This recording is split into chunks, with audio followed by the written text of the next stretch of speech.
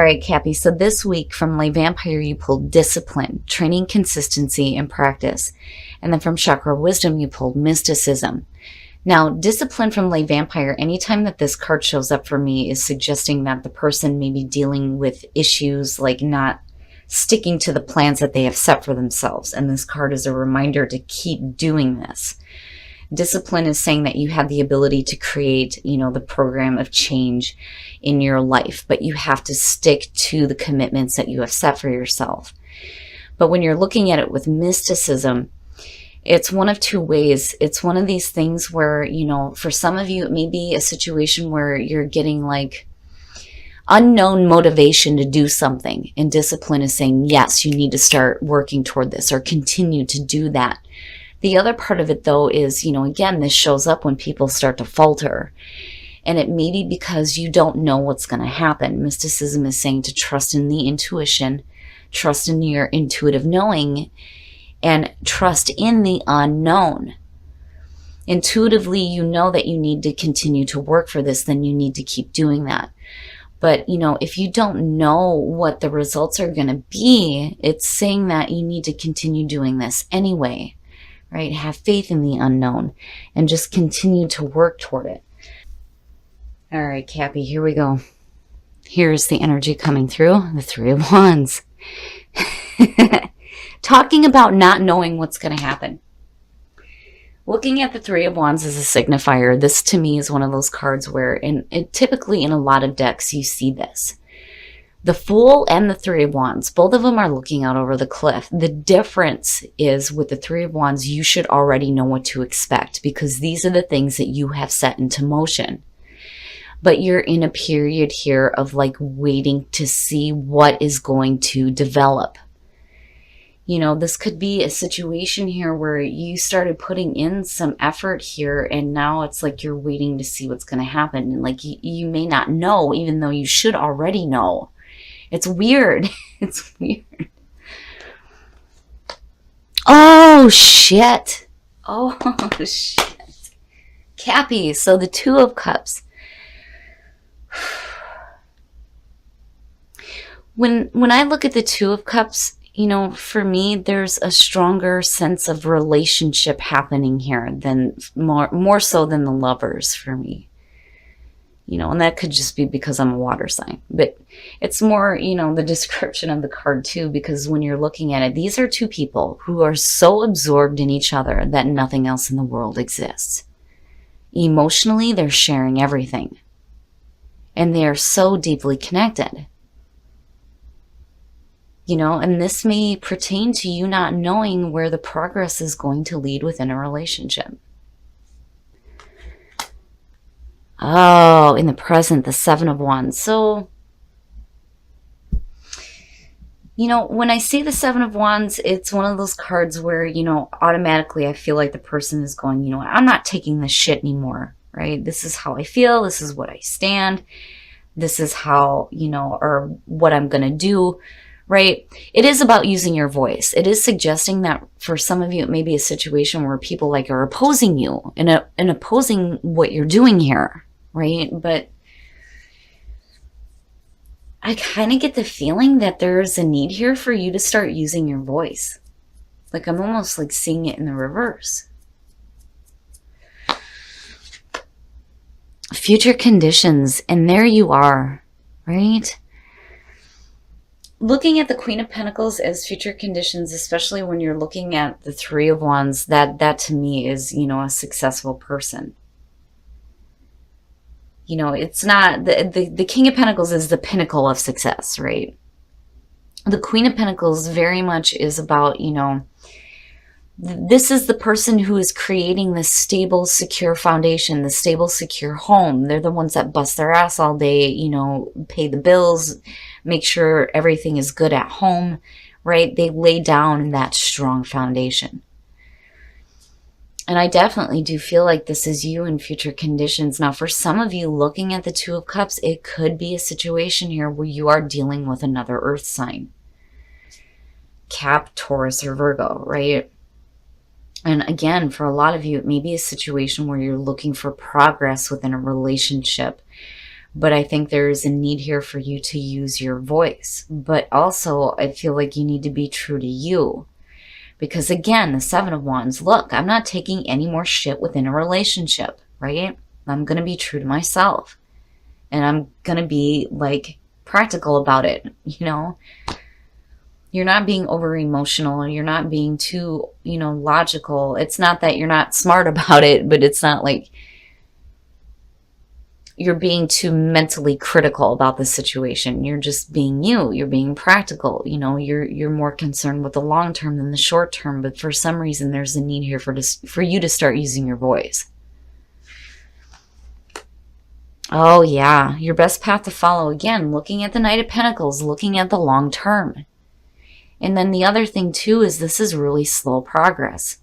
Really slow progress. And it may be because there may have been some difficulties within a relationship, looking at the Seven of Wands. But again, with the Knight of Pentacles, it's, practical energy. It's practical energy. You're laying down, plans for your own long-term security and stability, especially when it comes to relationships. Now, when you're looking at the Knight of Pentacles, though, this is one of those cards for me where when I see that and I see relationship cards, it's like this is a friend. This is somebody who, is like more interested in like their own financial security. They're more interested in earthly possessions than they are anything emotional, almost. And it's not like, necessarily a bad thing. It just, they come off more as like the friend. And it could be somebody that you're working with. And again, I still have that feeling where some of you may be dealing with another earth sign. But I do, get the sense here, though, too, that with the Three of Wands, right? You're looking for long-term stability. But it's one of those things where this may be a really slow progression forward within a relationship. Oh, in your environment. Well, now, that is where the opposition is coming in. So, oh, shit. When you're looking at the Knight of Wands, this is somebody who's super excited and constantly going after things, and they're in and they're out, right? I always call them the one-night standers. They're in it and then they're out, and they come in like a fucking whirlwind out of nowhere with a bunch of passion with them, and they're like, oh, yes, come with me. And you're like, yeah, I'm gone. Right? But there's a part of you that's still being a little bit more practical about it. Now, looking at the Knight of Wands in your environment, this could definitely have to do with a fire sign, especially looking at the Seven of Wands. And again, it may be a situation where somebody is like opposing your viewpoint. You're wanting a practical, long-term, stable relationship, and you're looking for that progress to start, but this is like opposing it. And it may be because they're just so full of passion. It's like, I look at it as like you're wanting both, but you're still at the same time wanting that security and that stability. You don't want somebody that's going to be in and out, right? Oh, shit. In your environment, the King of Wands, looking at the Knight of Wands, or your hopes and your fears. Looking at the Knight of Wands, here's the thing, when shit, I'm like hearing it all at once. When you're looking at the King of Wands and your hopes and your fears, again, this has to do with the fire sign, Aries, Leo, Sag. Okay? This is somebody, and look at the shit-eating grin on that lion. I'm telling you, you see that? You're hoping for, him to like, him or her to get a little bit more wisdom here with the way that they are, because they are so full of passion, on the go and on the move, and they're doing things all the time, and you're wanting them to settle down just a little bit, and let's look at the long term, and let's start to get some progression forward within this relationship. But he's like, oh my goodness. This is somebody who I don't feel like they have any bad intentions. That I will say. I just think that they're, it's funny because I get the feeling of somebody who's like a smart ass, right? It's almost like you're hoping for them to start settling down and stop being so damn wild, right? Because I do think that, you are being the responsible one here. You're trying to create that nice, stable foundation, laying down those roots. You're the one that's making the comfortable home while he's all over the place, And again, this could be male or female both ways. But I can't stop looking at that shit-eating grin on that lion like, yeah, I know. I deal with the fire sign. Let me tell you, if that card ain't my husband. And again, for some of you, it's just, this is how they truly are. Their soul is like young. They're young and they're on fire, right? But even when they get to that point here where they start to gain some, wisdom and start settling down a little bit here with the King of Wands, they still carry that with them. That smart-ass kid that still stays with them. It's funny. And discipline. It's no wonder. It's no wonder why that's showing up with mysticism, especially if you don't know where things are heading within a relationship. But stick to it. Stick to it. And that goes for the other person too, especially if you are dealing with a fire sign. All right. Oh, shit. I'm telling you, you stick with it, Capricorn. This fucking reading is amazing. I love it.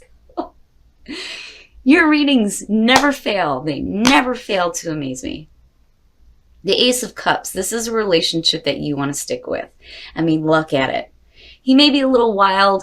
You may have this person who is like super passionate and, needs to settle down a little bit. But damn it, looking at the Ace of Cups, that is beautiful. That is beautiful.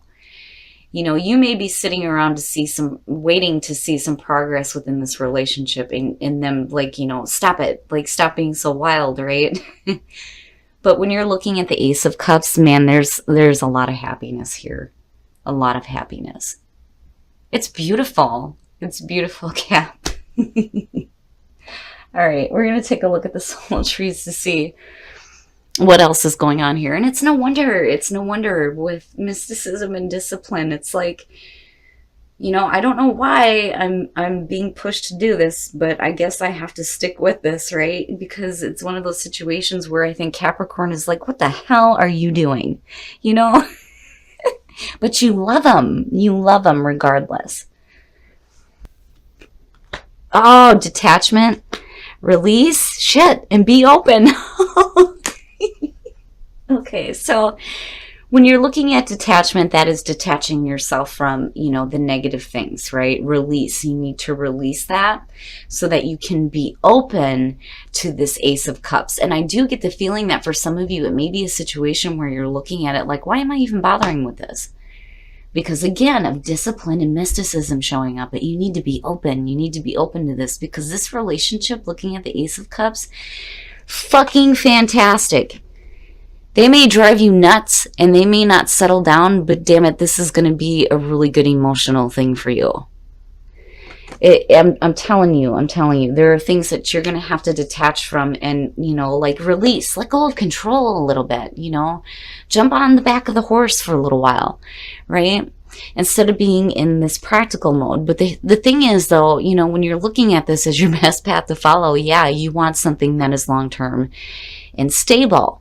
But then at the same time, it's like, you need to still be willing to kind of go with the flow of the situation. I think they'll get there. I think they do. But the potential here is beautiful. All right, we're going to take a look at the romance angels to see what exactly is going on in terms of love. Oh man, that card cracks me up. So, and again, with detachment, there's nothing here bad that you need to detach yourself from other than this feeling of like, like they're going against your viewpoint, get rid of that thought, right? Release and surrender, and be open. I mean, both of them to me are like surrendering to the flow, because you're looking at something brand new, right? When you release from the way that you think things should be and you start opening up to going with the flow, right? I'm looking at the way the trees are going here and then seeing the Ace of Cups. Yes. Heart-to-heart conversations. Honestly discuss your feelings with each other. Here, and you know what's funny is, I don't know why, but I'm so like wrapped up in the images. If you're going to be talking to them and they're looking the other way, that's basically saying don't be nagging, right? Just basically be open about how you feel, right? I want to be long-term. I want to be stable. I don't want this to be an in and out situation. I think they know that, but it's like, you know, I think you need to get caught up in the whirlwind for a little bit, right? And see where it takes you. But, you know, the other thing too is, yeah, you know, Cap, you have to be true to yourself, right? If you're wanting to have a long-term stable relationship, it is something that you need to voice. But just be careful about, like, you know, maybe being a little bit too oppressive with your viewpoint. That may be where you're facing some opposition from them. You know, I just kind of get the feeling here where you kind of get to the point with the Ace of Cups and then again seeing that shit-eating grin where you're like, ah, yeah, I love this person, right? It's beautiful, Cap. I love this reading.